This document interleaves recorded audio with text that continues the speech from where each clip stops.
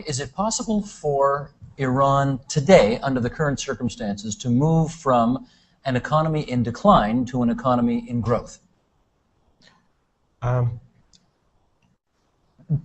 Dramatic changes need to be made, if at all possible. Without foreign investment, there's no hope whatsoever. When we talk about resources, I talked extensively about crude oil and natural gas. Let's talk about human resources. Okay, there is an ongoing outflow of skilled individuals, entrepreneurs out of Iran. Okay. If things were to be reversed, you would have to reverse the trend. You would have to first slow it down, then stop it, and then maybe attract back the talents who have left Iran. And Canada is one of the beneficiaries of these. If you just look at the graduate schools in this in this province alone, okay, the top universities in Iran, graduates do their PhD degree. If they want to do engineering, you go to U. If they want to do IT, they go to Waterloo. If they want to do business, they come to Schulich, York, and Ivy, Western Ontario, or they go to Stanford, and all over. I mean, this is the fact of life.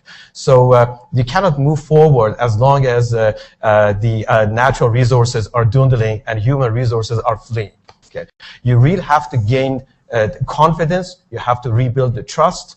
And this is not going to be possible until there's some dramatic changes in the face and the infrastructure of the regime. Well, let me follow up with this. Is it in Canada's interests that things remain the same, since we appear to be benefiting from Iran's misery? Do you see what I'm saying? Yeah. Mm-hmm. Well, that's a difficult question. It's the politics that drives economics. That's the bottom line. And in the absence of accountability, as was pointed out, in the absence of the rule of law, transparency, commitments we hear a lot about privatization in Iran. The meaning just defies logic. What is the meaning of privatization? What's privatization? Privatization is allowing entrepreneurs to flourish, right? Is there such a thing? Absolutely not.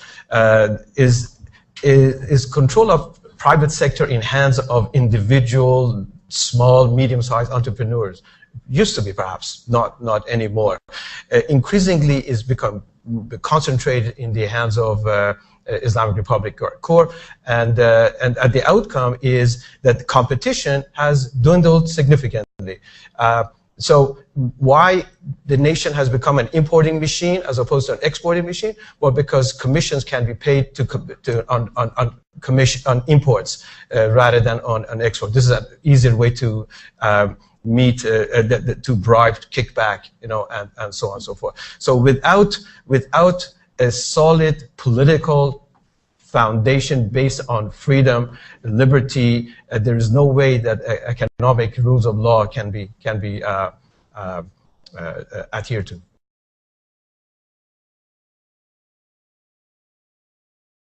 He says, I am 25, live in Tehran. I have an engineering degree.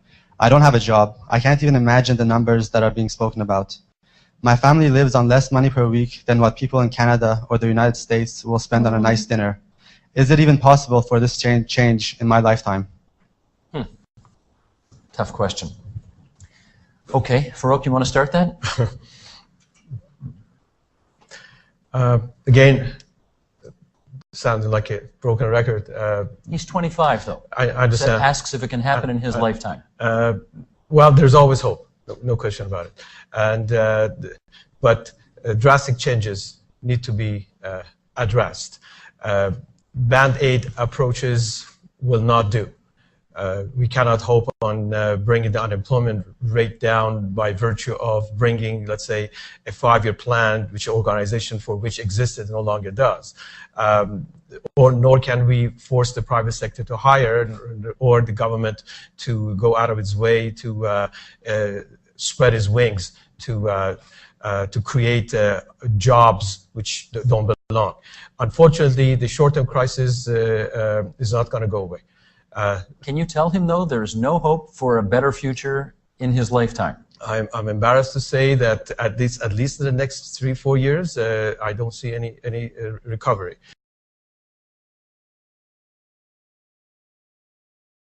What can be done to bring down the regime using economic leverage points against the Revolutionary Guards and the people in power? Thank you. Farokh, get us started on that. Okay. Specific recommendations. Yeah, that's a tough question, basically.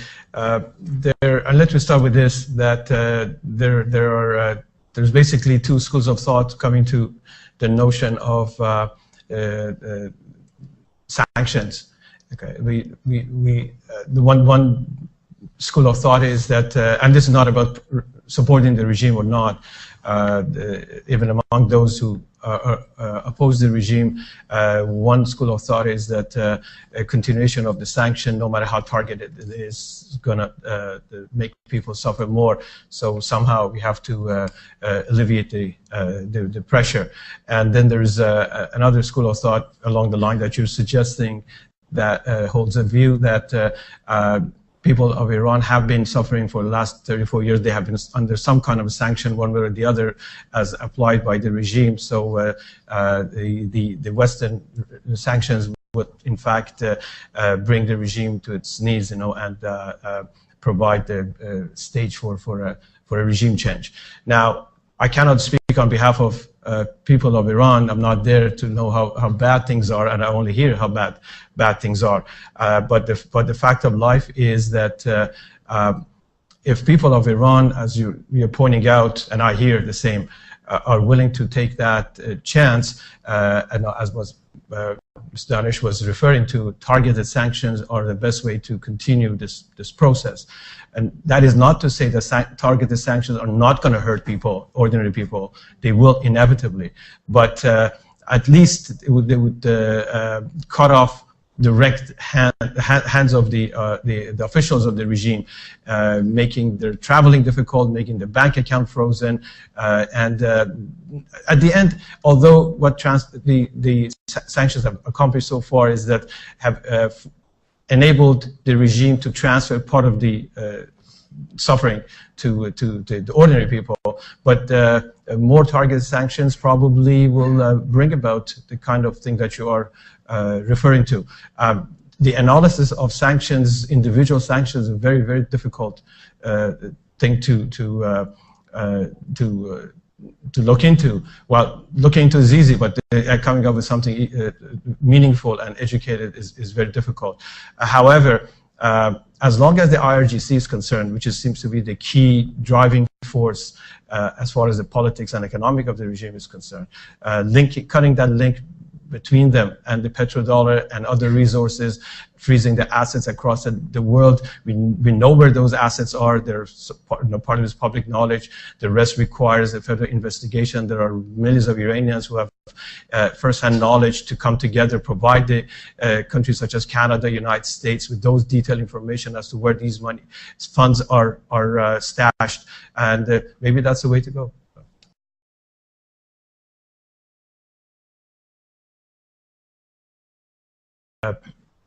As far as I know, the opposition outside Iran vis-à-vis the regime has drafted a number of roadmaps, how to succeed the regime, how to bring about combined forces that would facilitate the change, perhaps with different models of political system in mind. The gentleman from Iran in his message referred to the fact that he's envisaging some kind of a social democracy like Sweden. But as far as I know, none of these proposals have gone far enough to delve into economic aspect of it. And in fact, any time that I have come across this and I've raised it with people, I've been told that, well, the first things first. First, we have to take care of the political side, and then we concern ourselves about the economic side. But that is not to say that economics is not important. Obviously, it is. Specifically, back to the question which was raised, I don't think that we can address the dependence in our oil revenue as the source of growth and prosperity in the short period of time without well, that's something which you have to deal with. Oil revenue has to be the backbone of the Iranian economy. If there's a regime change, if there's a reform in Iran, or what have you. The Dutch disease issue that you referred to is not going to be resolved overnight. That's a sort of medium, longer term constraint or objective. First is the legal side that I would choose between the 2 points that you raised. The legal system, the division of labor, the separation of powers, no matter under what regime we're looking at, have to be respected. And once that's done, then there's a sense of justice brought forth. There's a sense of the freedom. There's a sense of that you can appeal your complaints to authorities and get some response the way human beings deserve. Unless that is done, until such time that is done, we cannot address a model of economic as such. We will have to, let's say that today the regime changes. The very immediate thing which is going to be surfaced is that there's going to be tremendous amount of positive energy flowing. And the positive energy, it's going to be good enough to undermine cynicism, because there's cynicism in every corner of Iran. There's defiance. There are creative ways that we have learned in the last 35 years how to circumvent the regime, and how to circumvent anything, whether it's a traffic light or what have you. That has to be changed by a message of change, that things are moving in the right direction. Once that's done, then a sanction would be lifted. And sanctions would be lifted. That means that the agents of technology are going to come back. Technology is going to be transferred back to Iran. The opportunities are going to arise. And once the opportunities are going to arise, then there is growth and hope to move forward. Inflation is not going to go away overnight. Unemployment is not going to go overnight. But changes will begin to take place. And that is a far more important thing than anything else.